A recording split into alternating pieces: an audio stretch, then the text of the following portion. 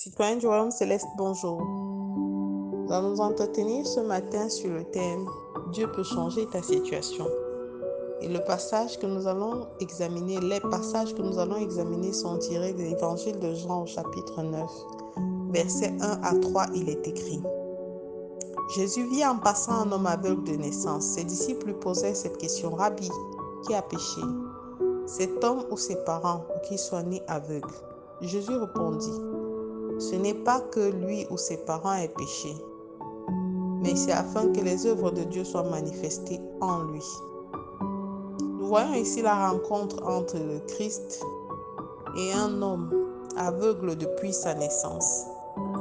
Les disciples ont posé au Seigneur les questions que nous avons l'habitude de nous poser les uns aux autres lorsque nous voyons quelqu'un dans des difficultés ou subir sous le coup de certaines maladies.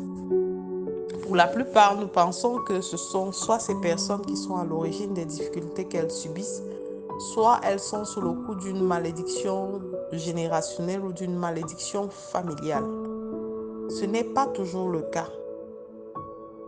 Nous occultons par le fait que, à cause de nos erreurs, à cause de nos péchés, nous sommes en mesure d'ouvrir la porte au diable et subir les conséquences de cette mauvaise porte que nous avons ouverte à cause de nos actes.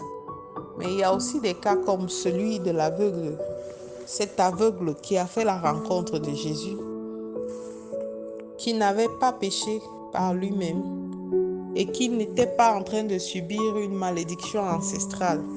Mais comme Christ l'a dit à ses disciples, il était question de manifester la gloire, les œuvres de Dieu en lui. Alors des fois, la situation que tu vis n'est pas la conséquence d'une malédiction, n'est pas toujours la conséquence d'une malédiction ancestrale ou de l'existence d'un autel maléfique dans ta famille. Ce n'est pas le fait de tes œuvres passées.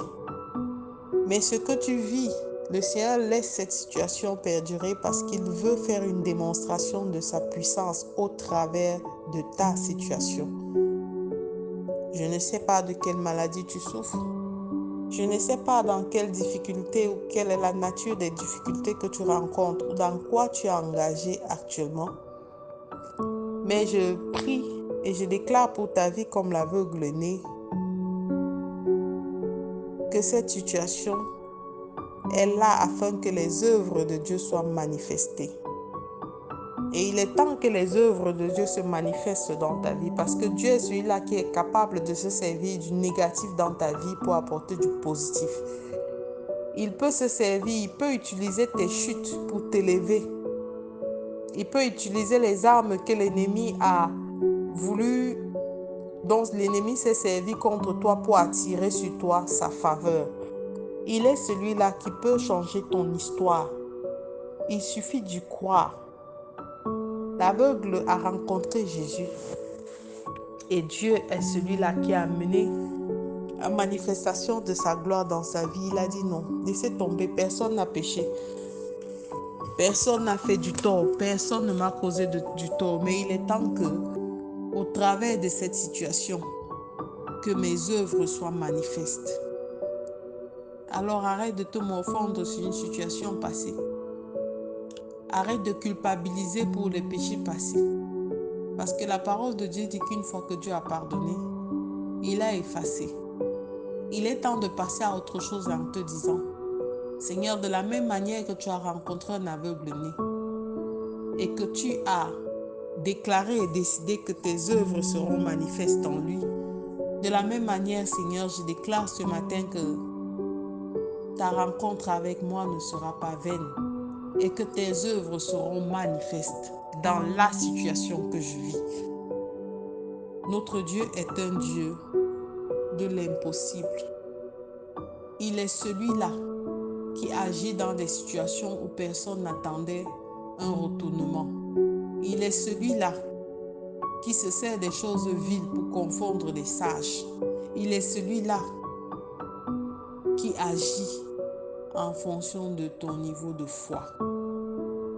Alors en ce matin, je te recommande de faire cette prière avec moi. Père éternel, Je te rends grâce pour ta présence dans ma vie. Sers-toi de moi, Seigneur. Sers-toi de ma situation, Seigneur, pour glorifier ton nom dans tout ce que je fais et dans tout ce que j'entreprends. Je veux vivre ta gloire, Seigneur. Je veux toucher, Père éternel, du doigt les réalités de tes promesses dans ma vie. Reçois louange, honneur et gloire. Au nom de Jésus-Christ, nous avons prié. Amen, amen, amen. Nous continuerons demain dans la même lancée de ce passage et de cette rencontre. Je vous souhaite de passer une excellente journée. Shalom.